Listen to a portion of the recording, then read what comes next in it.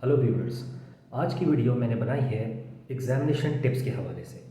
मुझसे बहुत सारे लोग सवाल करते हैं कि एग्ज़ामिनेशन टिप्स के बारे में आप कुछ बताएं।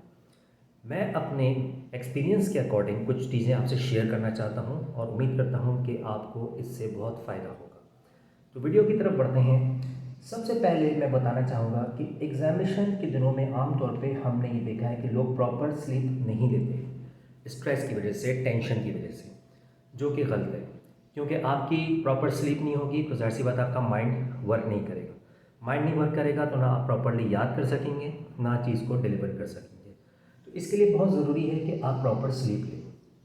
अब सवाल ये पैदा होता है कि प्रॉपर स्लीप के लिए ज़ाहिर एग्ज़ाम में तो आपको स्ट्रेस होता है, तो आमतौर पे बर्डन की वजह से वर्क के हम प्रॉपर तरीके से सो नहीं पाते। उसकी वजह यह है कि हम थ्रू आउट द ईयर थोड़ा थोड़ा करके रिवाइज़ नहीं करते।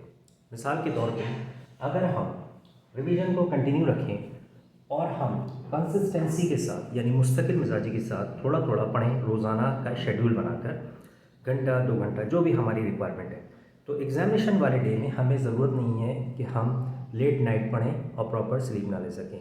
यकीनन उस वक्त आपके पास एक वर्क होगा तो आपको रिवीजन की ज़रूरत नहीं होगी, तो आपका माइंड स्ट्रेस फ्री है। तो एग्जामिनेशन के दौरान आप प्रॉपरली सो कर स्लीप लेकर अपने पेपर की प्रॉपर तरीके से प्रिपरेशन थ्रू रिवीजन कर सकते हैं। उसके लिए आपको ज़्यादा एग्ज़ाम वाले डे में पढ़ना नहीं पड़ेगा। नंबर सेकंड है take gap during the time table. आप जब पढ़ते हैं अपनी रोज़मर्रा की रूटीन के हिसाब से या फिर आप अपने एग्ज़ाम वाले दिन पढ़ रहे हैं, तो थोड़ा सा हमें गैप लेना ज़रूरी है। हम गैप के बगैर पढ़ते हैं, कंटिन्यू पढ़ते हैं 2-3 घंटे, फिर हम फेड अप हो जाते हैं, हम थक जाते हैं और फिर हम पढ़ाई को छोड़ देते हैं। फिर जो हमने पढ़ा होता है वो भी हमारे समझ में नहीं आता और जो मज़ीद हम पढ़ना चाहते हैं वो हमारे जहन में नहीं आता। तो उसके लिए गैप का होना बहुत ज़रूरी है। इसकी मिसाल मैं आपको ऐसे दूंगा। मिसाल के तौर पे आपने, अगर आप रूटीन के हिसाब से पढ़ रहे हैं, डेली जो आपका टाइम टेबल है उसके अकॉर्डिंग, या एग्ज़ाम का जो गैप है उसमें आप प्रिपरेशन कर रहे हैं या रिवीजन कर रहे हैं, तो आपने 1 घंटा आधा घंटा पढ़ के थोड़ा सा गैप लिया, आप थोड़ा टहलने चले गए, आप अपना कोई रूटीन का वर्क है थोड़ा सा उसको परफॉर्म कर लिया, या कोई गैप लेके आपने कोई चीज़ खा ली, पी ली, चाय वगैरह, कॉफ़ी, जो आपको अपने लिए कन्वीनियंट लगता है वो आपने इनटेक कर लिया। उससे ये है कि आपको एक थोड़ा सा माइंड आपका रिलैक्स हो जाता है, आप थोड़ा सा स्ट्रेस से आउट हो जाते हैं, फिर आपका माइंड दोबारा से रिफ़्रेश हो जाता है और फिर आप फोकस करके अपनी स्टडी को कंटिन्यू रखते हैं।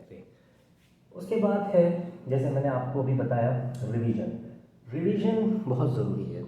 ज़ाहिर सी बात है आपने पूरा साल भी पढ़ा है तो एग्ज़ाम वाले डे आपको रिवाइज करना होगा, लेकिन एक प्रॉपर रिवीजन क्या है ये मैं आपको बताना चाहूँगा। प्रॉपर रिवीजन ये है कि आपने तैयारी पूरे साल की है थोड़ी थोड़ी, तो at the end of the day, at the day of examination, आप उसको बस एक नज़र देखें कि आपको रिकॉल हो जाए जो कुछ आपने पढ़ा है। लेकिन अगर आपने नहीं पढ़ा पूरा साल थोड़ा थोड़ा करके, या जो भी आपका टेन्योर है आपकी क्लास का, आपके एग्जामिनेशन का जो भी टाइम पीरियड है, उस दौरान आपने अगर शुरू से थोड़ी थोड़ी प्रिपरेशन नहीं की तो ऑफ कोर्स आप कभी भी रिवाइज प्रॉपर्ली नहीं कर सकेंगे एग्जामिनेशन वाले डे में। तो इसके लिए ज़रूरी है कि आपकी पढ़ाई, आपका वर्क थोड़ा थोड़ा हो, ताकि एग्ज़ाम वाले दिन आप उसको बस जस्ट रिवाइज करना हो, आपको याद ना करना पड़े।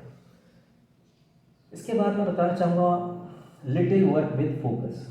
यानी आपको ज़रूरत नहीं है एग्जामिनेशन वाले डे भी बहुत ज़्यादा रिवाइज करने की या बहुत ज़्यादा पढ़ने की, बशर्ते कि आपने पूरा साल या जो भी आपका टाइम पीरियड है उसके अकॉर्डिंग एक टाइम टेबल के मुताबिक रोज़ाना की बुनियाद पर प्रिपरेशन की हो, तैयारी की हो, तो फिर आपको ज़रूरत नहीं है कि आप बहुत ज़्यादा वर्कआउट करें अपने पेपर वाले दिन, या बहुत ज़्यादा रिवाइज करें या याद करने बैठें।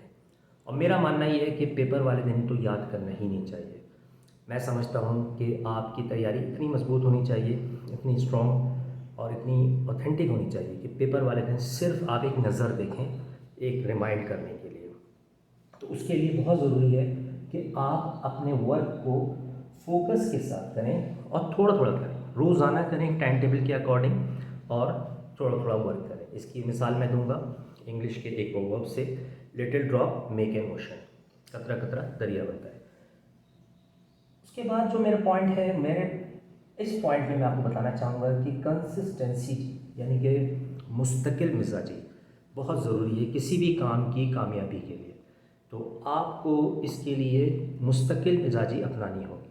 यानी आप अपना टाइम टेबल बनाए हैं लेकिन उस पर आप अमल नहीं कर रहे कि चलो जी आज दिल नहीं चाह रहा, कल पढ़ लेंगे, कल नहीं तो परसों, तो टुमारो नेवर कम। कल करते हुए आप कंटिन्यू, अगर कल को रखेंगे तो उसके नतीजे में आप अपनी पढ़ाई को कंटिन्यू नहीं कर सकेंगे, आप रेगुलर बेसिस पे प्रिपरेशन नहीं कर पाएंगे। तो ये कुछ पॉइंट्स थे दोस्तों जो मैंने आपसे मेंशन किए यहाँ पर, जिसको मैं एक दफ़ा एक रिमाइंड कराना चाहूँगा, जो कि बहुत ही ज़्यादा स्टूडेंट्स पूछते हैं कि जी हमारी एग्ज़ामिनेशन तैयारी सही नहीं होती, हम एग्ज़ाम वाले दिन भूल जाते हैं, हमें घबराहट शुरू हो जाती है और हम जो है वो प्रॉपर्ली फोकस नहीं कर पाते। तो उसकी यही वजह है कि ये पॉइंट्स की हमारे पास कमी होती है, इस पॉइंट को हम मिस करते हैं, जो हमारे को पता ही नहीं होता और हम समझते हैं कि बस हम रोज़ाना बस स्कूल या कॉलेज यूनिवर्सिटी या जो भी हम तैयारी कर रहे हैं बस हमने उसको पढ़ लिया है क्लासरूम के अंदर, उसके बाद रिवीजन की ज़रूरत नहीं। तो नतीजा ये होता है एग्ज़ाम वाले दिन हम सोचते हैं कि हम कवर कर लेंगे, लेकिन पूरे साल का वक्त ज़ाहिर सी बात है कि आप एक दिन में कवर नहीं कर सकते पूरे साल का सिलेबस। तो आई एम श्योर कि आप इन पॉइंट्स को फोकस करेंगे, इन पॉइंट्स को इम्प्लीमेंट करेंगे और कंसिस्टेंसी के साथ इन पॉइंट्स को लेकर अपने एग्ज़ाम की प्रिपरेशन करेंगे और उसके मुताबिक रिज़ल्ट को आप मैनेज करेंगे। अगर आप इन पॉइंट्स को फॉलो करते हैं तो आई